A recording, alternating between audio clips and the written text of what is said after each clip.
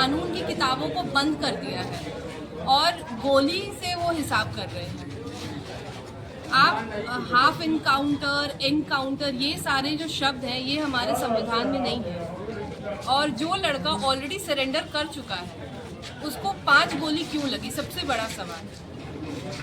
आपके माध्यम से मैं ये मांग करना चाहूँगी कि सरकार निष्पक्ष जांच करवाए, एक स्वतंत्र एजेंसी से जांच हो और उस जांच का जो परिणाम हो वो सार्वजनिक होना चाहिए। उसके साथ जो लोग इस अपराध में शामिल हैं, इसको तो मैं अपराधी कहूँगी, वर्दी पहनने से आपका अपराध छुप नहीं जाएगा। तो जो इस अपराध में शामिल हैं उन पे कार्रवाई होनी चाहिए, उनको निलंबित करना चाहिए और उनको फांसी की सज़ा दी जानी चाहिए। जब उनको फांसी की सज़ा मिलेगी तब ये एक उदाहरण होगा हमारे समाज में कि जो समाज सेवी हैं, जो समाज के लिए बात करते हैं, जो बाढ़ में लोगों की मदद करते हैं, नीट पेपर लीक में आवाज़ उठाते हैं, अगर सवाल और प्रशासन से सवाल पूछा जाएगा, अधिकारियों से सवाल पूछा जाएगा, उनको ज्ञापन दिया जाएगा, इसका मतलब क्या है कि आप उनको गोली मार देंगे, डर का माहौल बना के रखेंगे, लोकतंत्र का खात्मा कर देंगे। हमारा लोकतंत्र आज बहुत कमज़ोर हो चुका है। आवाज़ उठाने वालों को दबाया जा रहा है, डराया जा रहा है, धमकाया जा रहा है और आखिर में गोली मार दी जा रही है। तो ये जो नाइंसाफ़ी हो रही है कोई नहीं सहेगा। अब ये समाज जाग चुका है और कार्रवाई होनी चाहिए।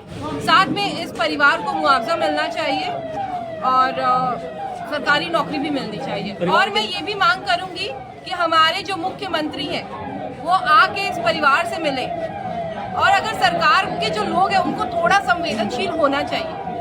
हमारे जो सरकार के लोग हैं वो खुद तो पढ़े लिखे नहीं है, लेकिन जो पढ़े लिखे बच्चे हैं सड़क पे उतरे हैं, उन पे लाठीचार्ज हो रहा है, उनको गोली मारा जा रहा है। क्या हाल हो गया है बिहार का। जिस तरीके से आप माँ से मिले, उनके बहन से मिले, परिवार के सदस्यों को एफआईआर किया गया, तो क्या बातचीत रहा आपका इनके साथ? परिवार बहुत डरा हुआ है, परिवार को अभी भी धमकियां मिल रही है। उसके छोटे भाई पे एफआईआर हो गया है, महिलाओं पे लाठीचार्ज हुई है और तो और उससे ज्यादा जो दर्दनाक हुआ है उनके सामने उस लड़के पे गोली चली है, भरत भूषण जी पे। मतलब मैं तो कहूँगी वो शहीद भरत भूषण जी हैं, एक क्रांतिकारी हैं जिन्होंने क्रांति की आग लहका दी है।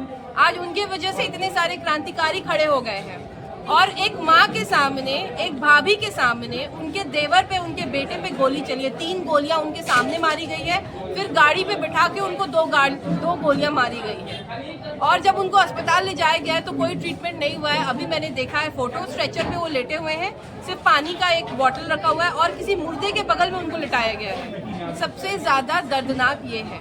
एफआईआर जो दर्ज हुआ भी है कि नहीं, ये भी सबसे बड़ा सवाल है, क्योंकि इनके पास कोई कॉपी नहीं है। अगर ये थाने जाते तो उनको मार के भगा दिया जाता है या बंधक बना दिया जाता है। और 65 लोगों पे भी एफआईआर किया गया है जो इनके समर्थन में है।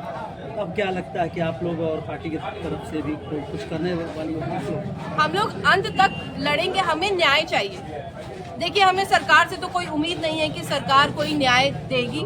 अब रहा सवाल अदालत से ही हमें उम्मीद है। हम लोग अदालत का दरवाज़ा खटखटाएंगे और वहीं से हम न्याय प्राप्त कर सकते हैं। मैडम, यदि फेसबुक लाइव नहीं होता तो घटना का चक्र क्या होता, घटना का कार्यक्रम क्या हो जाता है?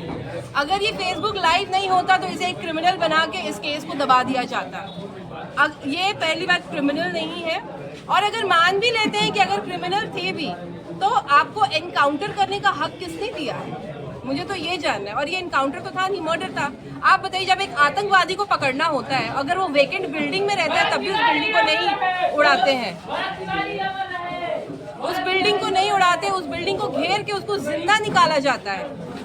कसाब को बिठा के बिरयानी खिलाया जा रहा था, आप सबने देखा होगा। और यहाँ जो समाज के लिए बात कर रहा है, जो नेताओं को झूठ बोलने से मना कर रहा है, जो उनको जिम्मेदार होने के लिए बोल रहा है, उसको गोली मारा जा रहा है। ये बहुत बड़ा दुर्भाग्य है हमारे बिहार का, हमारे समाज का, और इस पे एक्शन होना चाहिए। और बस केवल और केवल अदालत से ही न्याय की उम्मीद है।